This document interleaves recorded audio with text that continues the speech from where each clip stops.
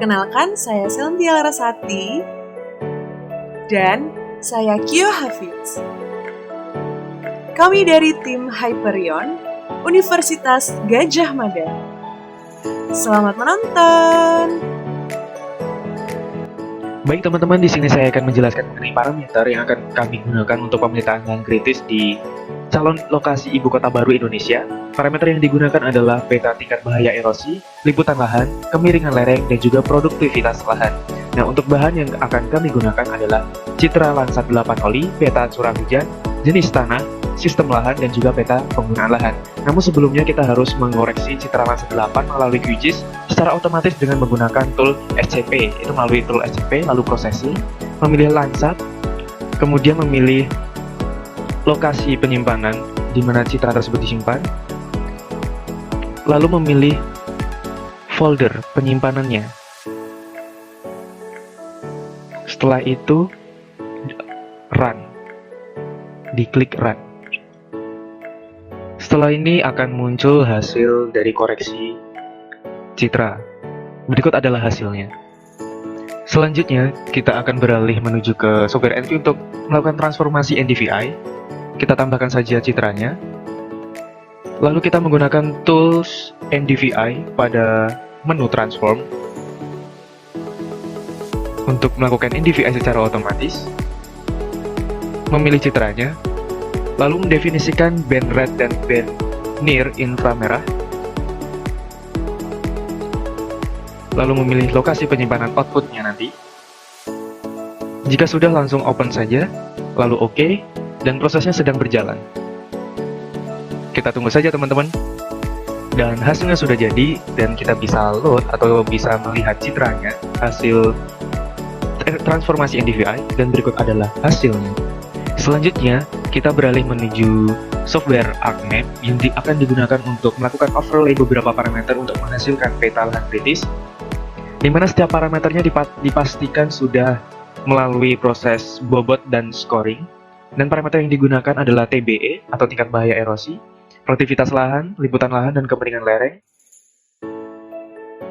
Overlay menggunakan tool intersect pada menu geoprocessing. Jika hasilnya sudah muncul, langsung saja kita buka atributnya dengan klik kanan, lalu open atribut tabel. Berikut adalah tabel atributnya. Selanjutnya kita akan membuat field untuk mengisikan nilai lahan kritis berdasarkan beberapa parameter dengan cara option, lalu pilih add field, dan kita menamakan fieldnya adalah H_LK dengan tipe data sort integer. Langsung saja klik OK.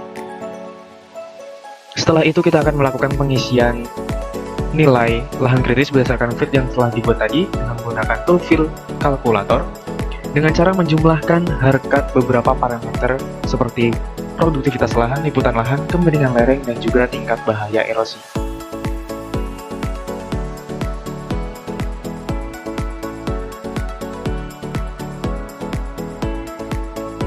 Setelah itu klik OK, nanti akan muncul di field atau kolom H_LK yang menunjukkan nilai kekritisan suatu lahan. Prosesnya sedang berjalan. Nah, nilainya sudah tertampil. Setelah itu, kita akan mengkelaskan nilai-nilai lahan kritis tersebut menjadi 5 kelas. Sebelumnya harus menambahkan field kelas dengan tipe data text dengan cara yang sama dengan menggunakan tool add field. Nama fieldnya adalah kelas. Tipe datanya adalah text. Untuk namanya bisa kelas atau keterangan sesuai dengan keinginan masing-masing.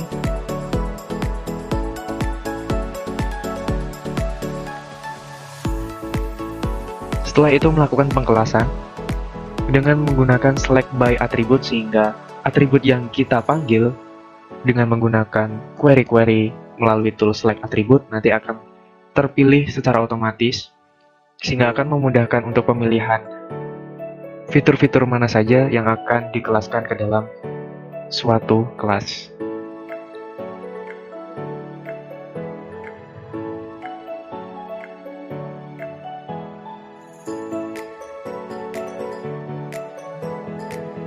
Pengkelasannya seperti berikut.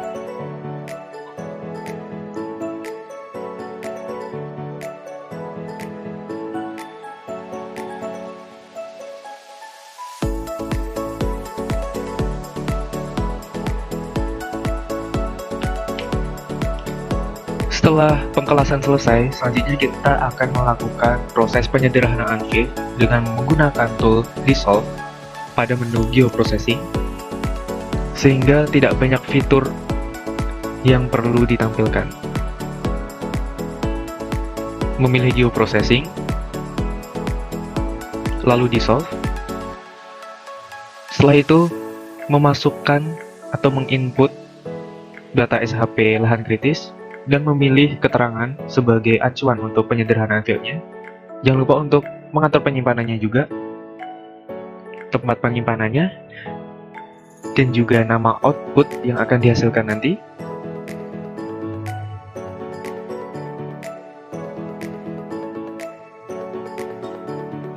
Setelah itu oke. Lalu kita akan melakukan proses simbologi untuk pengkelasan setiap tingkat kekritisan lahan dengan cara klik kanan pada fitur tersebut pada table of content, lalu memilih properties, dan muncul tampilan berikut. Nah, pada simbologi, memilih kategoris, dan jangan lupa untuk memilih value-nya berdasarkan field tingkat kekritisan suatu lahan.